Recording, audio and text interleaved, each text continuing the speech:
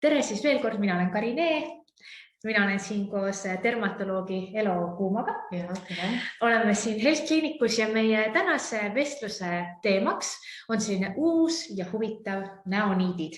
Ja ma kõigepealt kohe Elo küsiksingi sinult, et mis need näoniidid siis sellised on? No, näoniidid on tõesti suhteliselt uudne innovaatiline teema, et mitte niivõrd just ajalises mõttes, sest tegelikult juba iidses Egiptuses pandi naha alla kuldseid niite, aga kuskil viimase 20 aasta jooksul on siis niitide materjalid ja nende paigaldamise tehnoloogia on väga palju edasi arenenud ja protseduuriga saavutatavad tulemused on sageli sarnased kirurgilise facelifti omale ja selle tõttu on siis ka niitide populaarsus suurenenud. Aga ma ütlen ka kohe ära, et see protseduur ei asenda kirurgilist facelifti. Nüüd hästi laias laastus niite on muidugi väga erinevate materjalidega, erineva püsikestvusega, aga hästi laialt võib jaotada nad siledateks ja ovalistest niitideks. Et siledaid niite tunneme me ka nõndanimetatud mesoniitide nimel. Ja mesoniidid pannakse siis naha sisse võrgustikukujuliselt ja eelkõige lõdvema nahaga piirkondadesse nagu põskedele, silmaalusesse piirkonda, kaelale, aga võib ka panna igale poole kehale. Ja nende eesmärk on siis stimuleerida kollageeni sünteesi konkreetselt selles piirkonnas, kus nad paigaldatud on. Ja nüüd siis on ogalised niidid. Ogalised on väga tugevad, niisugused revolutsioonilised niidid, mis siis pannakse naha alla ja nagu nimi ütleb, neil on küljes sellised ogad, kidad, mis on sisuliselt takjad. Nad haagivad ennast nagu kudede külge ja tänu sellele on võimalik siis kudesid väga efektiivselt üles tõmmata. Aga mille poolest need näoniidid siis erinevad botuliintoksiinsüstidest või täitesüstidest? No, tegemist on väga erinevate ravimeetoditega. Et botuliintoksiin on teatavasti ravim, mida kasutatakse esteetilises meditsiinis siis miimiliste lihaste töö pärssimiseks ja selle kaudu on võimalik siluda miimilisi kortse ja botuliintoksiin on kõige tõhusam just näo ülemises kolmandikus kurjuse kortsule, otsmikukortsudele ja silmaämbruskortsudele. Siis täitesüstid sisaldavad enamasti hyaluroonhapet. See on täiesti selline kehaomane aine, aga kahjuks vanusega hakkab selle kogus nahas vähenema. Ja hyaluroonhappega fillerid sisaldavad väga puhastatud kujul hyaluroonhapet ja erinevas kontsentratsioonis, erineva tihedusega. Ja hyaluroonhappega fillerid kasutatakse kudede mahu taastamiseks ja väiksemate ja suuremate kortsude täitmiseks.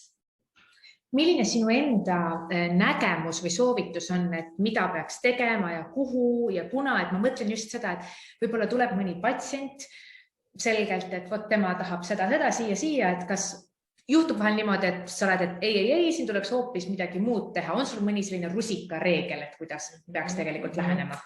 No, üldiselt patsiendid tunnevad oma nägu väga hästi ja nad tegelikult näevad üsna adekvaatselt, mis neid vanemaks teeb, aga nad ei oska arvata, mis on selle nii-öelda all olevad anatoomilised põhjused ja loomulikult ei oska nad ka ise ravi pakkuda.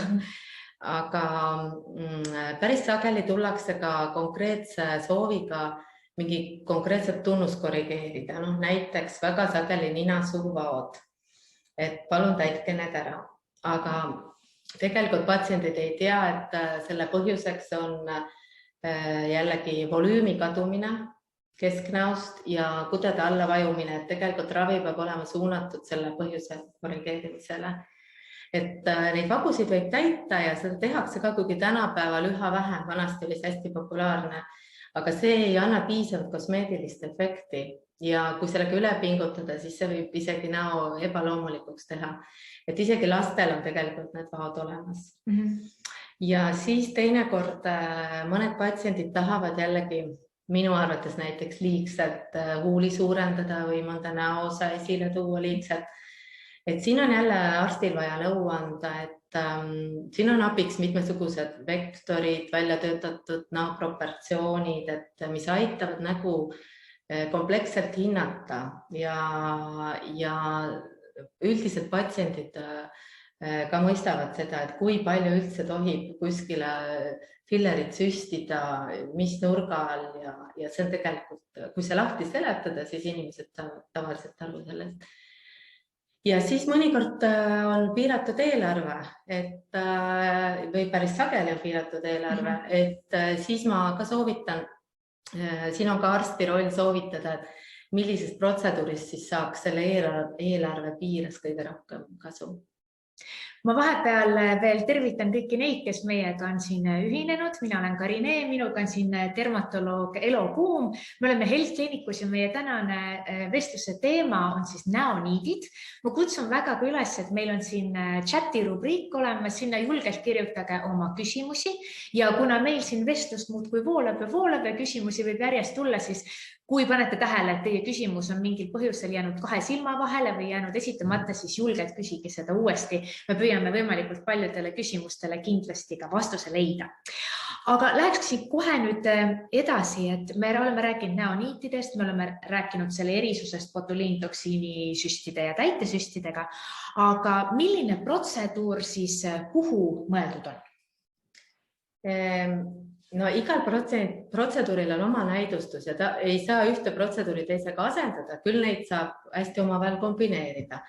Aga hästi üldistatud võib öelda, et kui botuliintoksiin on kõige tõhusam just näo ülemises kolmandikus miimilistele lihastele, siis fillereid kasutatakse enim just näo keskosas volüümi taastamiseks, põskede kontuuri kujundamiseks ja loomulikult ka huulte korrigeerimiseks, siis niidid on kõige tõhusamad just näo alumise poole korrigeerimisel ja lõuajoone kujundamisel. Nad tõstavad kogu nägu tegelikult ülespoole. Aga milliseid piirkondi siis üleüldiselt niitidega mõjutada saab?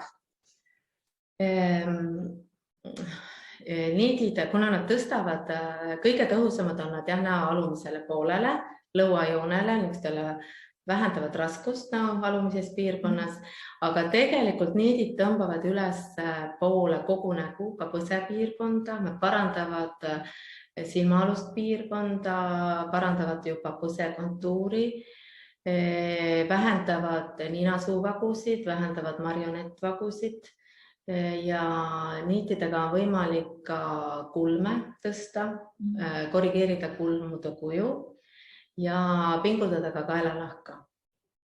Kas seda võiks või isegi peaks kombineerima teiste ilusüstidega, nagu botoksiga või täitesüstidega? Ja parimad tulemused saadaksegi tavaliselt erinevate protseduuride kombineerimisel. Aga kui nüüd rääkida konkreetselt näiteks niitide ja fillerite kombineerimisest, siis kõigepealt on mõistlik ja ka loogiline tegelikult alla vajunud koed selle niitidega üles tõmmata.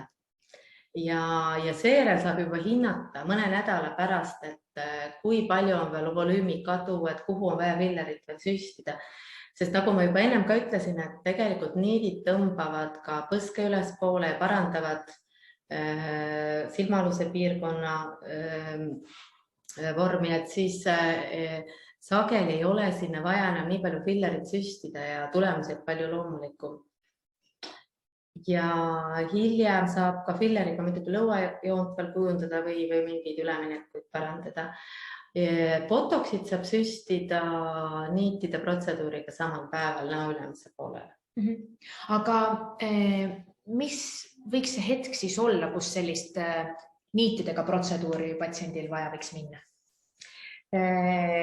No, kui patsient hakkab märkama, et tal tekivad esimesed naha lõtvumise tunnused, eelkõige just näo külgedel alumises osas, niisugused lõualotikesed või siis lõuajoon muutub ebateravaks või kulmud hakkavad allapoole langema, et mõnikord võib see juhtuda juba vanuses 35+. Aga enamasti siiski natukene hiljem. Ja et sellisel juhul jah, et või kaelanahk hakkab muutuma. lõdvemaks, et seda ka sageli märgatakse. Kas see näoniitide panek on see ühekordne protseduur või peab seda kordama? No paraku gravitatsiooni jõud mõjub ka pärast niitide paigaldamist edasi, nii et seda tuleb kindlasti korrata, aga millal korrata, see on nüüd hästi individuaalne, et sõltub niitide tüübist, niitide paigaldamise tehnoloogiast. Tavaliselt niidid püsivad, et sagedamini kasutatavad niidid püsivad nahas 6-9 kuud ja tegelikult ka kauem. Siis nad imenduvad, aga niitide ümber tekib teatud määral fibrooskude, mis siis aitab tulemust säilitada. Ja muidugi sõltub niitide kestvus ka patsiendi kudede raskusest, näiteks kui raske on nagu naha kvaliteedist, elustiilist. Aga üldiselt korra aastas tuleb niite uuendada. Kas niite saab jooksvalt ka panna juurde või peaks kõik siis nii-öelda nagu vanad niidid peavad enne mõju ära lõpetama ja siis pannakse uued? Niite saab jooksvalt juurde panna, et tegelikult kuskil 6 aja pärast peale protseduuri siis hinnatakse nägu uuesti ja siis saab vajadusel panna mõned niidid juurde või rohkem niite, sõltub nüüd ka sellest näo, kui raske nägu on, et see on ka hästi erinev. Või siis mõnikord pannakse ka 3-4 kuu pärast, et kuna protseduuri tulemus paraneb veelgi 3-4 kuu jooksul ja siis võib ka hinnata. Kas näoniite võiks panna ka meesterahvastele? No kindlasti võib, et nende nägu hakkab ka ühel hetkel allapoole vajuma, kuigi see toimub tavaliselt hiljem kui naisterahvastel. Aga siis mehi ravides tuleb siis nii niite kui siis või fillereid kasutades tuleb siis arvestada teatud selliste mehe näo proportsioonidega, nagu näiteks kandilisema lõuaga, tugevama lõuajoonega või siis mehelike põsesarnadega, et neid tuleb siis arvesse võtta. Kas on ka mingi osa inimesi, kellele mingil põhjusel ei saa panna näoniite? Mis see siis on? No niite ei saa panna, kui on näiteks teada, et inimesel on mingi niidimaterjali vastu allergia. See on üliharv, et näiteks PDO-niidid, mis on enim kasutatavad, neid on juba kirurgias üle 30 aasta kasutatud ja nad on väga-väga ohutud ja hästi talutavad. Et niite ei saa panna, kui protseduuri päeval on nägu väga põletikuline või on seal palju vistrik või on mädapõletik, et siis tuleb see põletik enam ära ravida. Kui on inimesel herpes löövetihti, siis saab teha profülaktilist herpese vastast ravi. Raseduse ja imetamise ajal ei panda niite või kui on mõned süsteemsed, autoimmuunsed, onkoloogilised haigused, et ja loomulikult, kui on inimene hetkel haige, siis ka ei saa panna. No räägime nende näoniitide paigaldamise poole ka ära, et kuidas see nüüd täpselt käib, kuhu need kinnituvad? Niidid viiakse siis nahka kas kanüüli või nõela abil ja mesoniidid pannakse naha sisse, tugevad kidalised niidid pannakse naha alla. Ja naha peale tehakse väike nõelaauguka, eelnevalt nahk tuimestatakse ja siis niidid viiaksegi siis kas naha sisse või naha alla ja kidalised niidid siis kinnituvad nende ugadega siis nahaaluste kudede külge. Mis materjalist on need niidid? Niidid on erinevatest materjalidest, et kõige tuntumad on ehk need PDO-niidid, polüdioksanooniidid, aga on ka näiteks polüel-piimappest, polükaproloonist, nailonist, erinevaid materjale, aga hästi tähtis on, et niidid oleksid kvaliteetsed ja kindlasti EU-s sertifitseeritud, et need on väga erinevate kvaliteetidega. Kas selle protseduuri käigus kasutatakse tuimestust ka?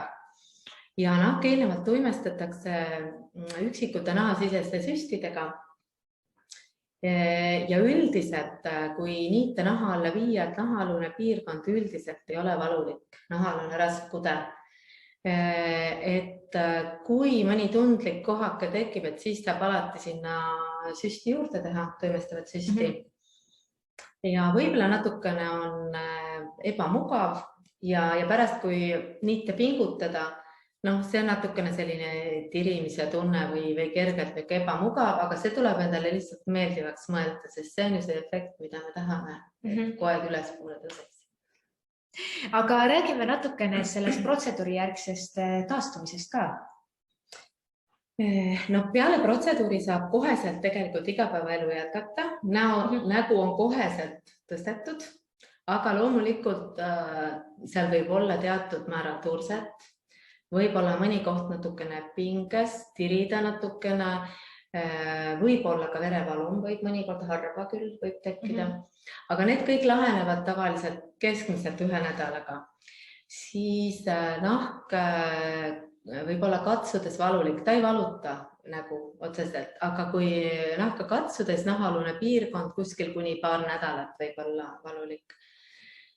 Ja paar nädalat tulekski nahale niimoodi näole rahu anda, mitte teha näomassaaže, mitte tulist sauna, mõned päevad mitte teha väga tugevat sporti, miimikat vähendada, et lihtsalt, et niidid saaksid ilusti integreeruda nahalusse koega. Aga millal seda oodatud tulemust võiks siis näha? No esimene tulemus on näha koheselt, et kui niitidega koed nägu ülestamata, siis on see esimene tulemus, aga tegelikult see tulemus paraneb veelgi 3-4 kuu jooksul. Milline sinu patsientide tagasiside enamasti on olnud? No kõik patsiendid tegelikult näevad seda muutust, et no ei saa märkamata jätta, kui nägu on ikkagi ülespoole tõmmatud, aga võib-olla mõnede jaoks on see alguses natukene liiga harjumatu, et see võtab aega, et selle nii-öelda nooruslikuma näokujuga harjuda. Ja alguses on võib-olla natuke turset, see on lihtsalt natukene võõras, aga paari nädalaga harjub ära. Ja üldiselt paremad tulemused saadakse, kui on kõhnema näo puhul, et kui on rohkem rasvakihti või nägu on raske, siis on samuti võimalik head tulemust saada, aga siis tuleb panna ikkagi rohkem niite ja võib-olla ka kordusniite siis mõne aja pärast ja kaasuvalt võiks siis teha ka rasva lahustavaid protseduure. Ja mis on positiivne veel on see, et paljud patsiendid tulevad aasta pärast uusi niite panema, see järelikult siis toimis või olid rahul. Mis see peamine vahe on, mida sina näed patsientide pealt? Mina näen seda, et patsientide näokuju muutub nooruslikumaks. Et tegelikult ju nooruses on teatavasti näol on veekuju, et kolmnurga tipp on niimoodi allapoole ja kahjuks vananedes gravitatsiooni mõjul siis hakkab see kolmnurk ümber pöörduma. See tipp hakkab nagu üles minema ja põhi allapool nägu läheb laiemaks kahjuks. Ja niitide siis protseduuri eesmärk ongi võimalikult efektiivselt taastada siis seda näo veekuju, mis meil nooruses on. No me rääkisime siin ilusüstidest ka ja ilusüstide ka nii-öelda sellisest liigsest kahjulikkusest on kindlasti palju räägitud, aga räägiks natukene üle ka niitidega, et kas seal on ka mingid ohud niitide puhul, et võib-olla see ei ole midagi sellist, mida patsient ise tegema hakkaks, aga mis nüüd on see, millega tuleks arvestada? Kui kasutada kvaliteetseid niite ja neid õigesti paigaldada, korrektselt paigaldada, siis niidid on oma olemuselt tegelikult väga ohutud, sest nad liiguvad nahaaluses raskoes, kus on vähe selliseid elutähtsaid struktuure ja loomulikult arst peab hästi teadma anatoomiat, et vältida riskipiirkondi. Aga iseenesest on niidid oma olemuselt suhteliselt ohutud, et loomulikult võib olla pärast, nagu ma enne ütlesingi, võib turset olla, võib olla mõni verevalum tekkida, aga need lahenevad niimoodi 1-2 nädalaga. Ja mis võib veel niitide puhul, et kui paigaldada neid liiga pindmiselt, vahest võib nahk jääda natukene tirima, sellepärast on hästi oluline püsida õiges tasapinnas. Aga ka see tirimise efekt, see pinge läheb ka mõne nädalaga tegelikult tagasi. Kas niitide puhul on ka võib esineda sellist asja nagu nii-öelda ületegemist, et kui võib-olla ilusüste tehakse liiga palju, kas niitidega võib ka sellist ohtu olla? Et kui nüüd niite liiga tugevasti nägu ülespoole tõmmata ja lisaks kaasub ka veel vähene turse, et siis nägu võib-olla alguses võib tunduda natukene selline teistsugune või et võib öelda, et midagi on tehtud. Aga ikkagi see gravitatsioon hakkab õnneks mõjuma, nii et üldiselt väga sellist ületegemise riski ei ole. Et pigem jääb loomulik tulemus. Pigem ikkagi see vajub nagu nii allapoole, nii et seda väga suurt sellist riski ei ole. No sa käid pidevalt ennast ka väljaspoole Eestit täiendamas. Räägi, mida põnevat tulevik toob esteetilise meditsiini vallas? Juba viimased 2-3 aastat on olnud ja ka sel aastal saavad olema väga populaarsed mittekirurgilised esteetilised protseduurid jätkuvad, et kuna inimesed tahavad selliseid eelistavad lõunavaheaja protseduure, kus on väiksem taastumisaeg, mis on väiksemate riskidega ja ka odavamad.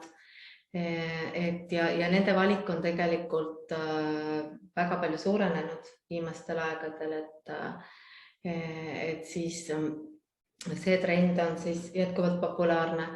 Siis kindlasti viimased 10 aastat on juhtival kohal olnud botox ja täitesüstid, kindlasti need saavad olema jätkuvalt sama populaarsed, aga viimasel ajal on hakanud tekkima trend täitmiselt liftingu ehk siis tõstmise suunas, et ikkagi kõigepealt tõsta kudesid ja seejärel täita. Et siin mõnda aega tagasi veel reklaamiti ka fillerid, et fillerid tõstavad nägu, tegelikult fillerid täidavad ja kujundavad kontuure, et kui filleritega tahaks nägu tõsta, siis tuleks nägu õhupalliks süstida, et seda keegi ei taha. Siis botoxi doose on hakatud kasutama väiksemaid doose, eriti silmaümbruspiirkonnas, et säilitada ikkagi ka sellist loomulikku miimikat. Siis inimesed tahavad väga just loomulikke tulemusi saavutada ja see on ka võib-olla üks põhjus, miks siis ei taheta nii kergesti kirurgi noa alla minna. Siis praegusel COVID-i ajastul on suure tähtsuse omandanud siis näoülemine kolmandik, et need ravimeetodid, mis on suunatud siis silmaümbruspiirkonnale ja otsmikule. Ja kindlasti ka mitmed teised, näiteks on populaarsust kogunud mittekirurgilised rasvalahustamise protseduurid ja ka näonaha kvaliteeti parandavad protseduurid, et nagu mikroniidling ja siis radiofrequency, igast laserid, sest näonahk on tegelikult ka väga olulise tähtsusega, et väga suure osa moodustab, kui inimesel otsa vaadata. No nii, minu küsimused on saanud otsa, aga ma näen, et teie olete vahepeal esitanud küsimusi. Ma kutsun teid julgelt üles, et meil siin chatis on võimalik seda teha ja esitame ka neid küsimusi, nii et kui keegi märkab, et tema küsimus on kuidagi jäänud 2 silma vahele, siis julgelt küsige uuesti ja saavad need küsimused ka küsitud. Nii, selline küsimus Anult. Missuguseid näohooldusprotseduure võib teha pärast näoniitide paigaldamist? Kas aparaadi hooldused, massaažid on lubatud? Paar nädalat võiks oodata, et kui turse ja selline tundlikkus on kõik ära kadunud ja niidid on saanud integreeruda, et siis 2 nädalat tuleb näole hästi rahu anda. Ja siis põhimõtteliselt võib jätkata nagu varasemalt. Nii. Vot nüüd siin jääb minu puudulik teadmine spetsiifikas. Siin on mainitud, kas PDO, CO-Q niidid. PDO niidid. PDO niidid, see võib-olla midagi juurde lihtsalt kuidagi tekib. Ühesõnaga, PDO niitide paigaldamist kaelale peab 2 nädala jooksul magama ainult selili. Kas see vastab tõele, et ühes kliinikus olevat nii öeldud? Tähendab, kui panna niite näole või kaelele on soovitud, kui võimalik, magada selja peal, aga ma küsiks, kes seda suudab. Kui mõni suudab, see on see väga tore, võiks magada küll. No me vist ei kontrolli ennast nii lõputult tunne jaoks oleks ära. See ei ole jah, alati nii lihtne. Nii. Siin võite veel esitada küsimusi, kui teil neid on.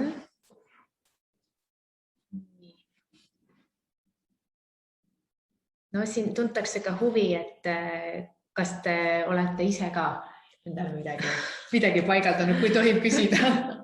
Ma arvan, et Antiga luba, et ei pea vastama, kui ei soovi. Eks tegelikult ise peab ka ikkagi midagi järgi proovima, et muidu ei oska teistele soovitada ju. Ühtest ikka. Siis teab paremini ikkagi kogemuslikku poolt ka rääkida. Nii, ma praegu näen, et teilt rohkemalt ei ole küsimusi. Ma veel natukene hoian seda nii-öelda avatud vestlust, et julgelt küsige, kui teil ei midagi arusaamatuks, kui te soovite täpsustada. Ja loomulikult nagu ikka, nii palju kui ütleb minu kogemus siin intervjueerijana, siis tegelikult ikkagi kõik ju algab konsultatsioonidest. Ja, et eks kõigepealt tuleb ikkagi nägu hinnata korralikult, kompleksselt, et